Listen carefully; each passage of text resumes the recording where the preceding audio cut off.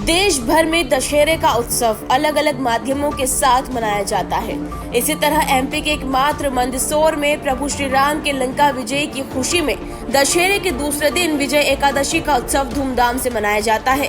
मंदसौर के नाहरगढ़ नगर में कई सालों से परंपरा अनुसार ये उत्सव मनाया जा रहा है। इस अवसर पर नगर में झिलमिलाती झांकियों का कारवां निकलता है, तो वहीं उसमें ढोल, डीजे, ताशे और अखाड़ों का प्रदर्शन आकर्षण का केंद्र रहता है।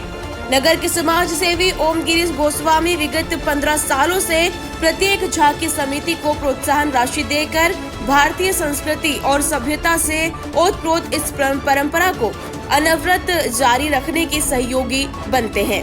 शुक्रवार को विजय एकादशी के इस उत्सव को लेकर लोगों में खासा उत्साह नजर आया।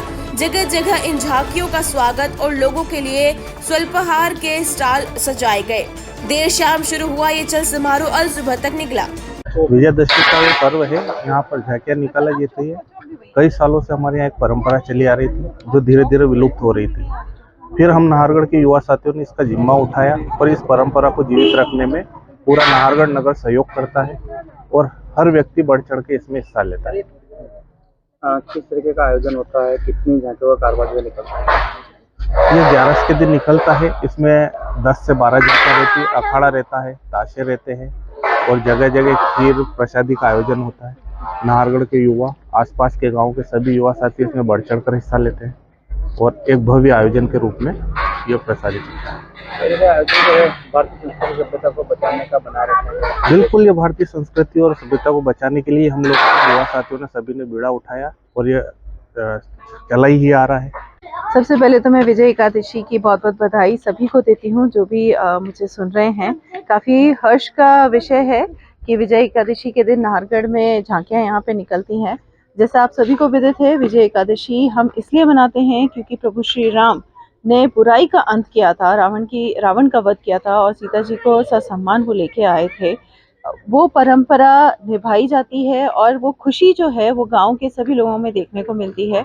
आज के दिन नाहरगढ़ गांव में हर गली में झांकियाँ निकलती हैं, युवा इसमें बढ़ चढ़ कर भाग लेते हैं और पूरा गांव यहाँ पे जागता है। अलग ही माहौल यहाँ पे रहता है। वासुदेव जी की भी झांकियाँ यहाँ पे निकलती हैं, अखाड़े भी यहाँ पे निकलते हैं। कई पौराणिक कथाएं हैं जिनका वर्णन इन झांकियों के माध्यम से मिलता है और बच्चे पूरी रात जागते हैं, चाहे बड़े हों चाहे बूढ़े हों, सब जागते हैं और इस हर्ष का आनंद लेते हैं, संस्कृति का आनंद लेते हैं, इस परंपरा का आनंद लेते हैं। आज इस अवसर पे मैं सभी को बधाई और शुभकामनाएं देती हूँ और मुझे ये भी खुशी होती है कि मेरे देवर ओम गिरी गोस्वामी जी ने इस संस्कृति को आगे बढ़ाया। कहीं ना कहीं कुछ कारणवश से ये परंपरा, ये संस्कृति जो थी वो कहीं रुक गई थी और युवा झांकियाँ नहीं बना पा रहे थे, चाहे वो आर्थिक कारण हो या वो प्रोत्साहन के कारण हो। तो ओम भैया आगे आए और उन्होंने प्रत्येक युवाओं को काफ़ी प्रोत्साहित किया और आज काफ़ी अच्छा माहौल है। काफ़ी झांकियाँ निकल रही हैं, 10 से 11 झांकियाँ यहाँ पे निकल रही है।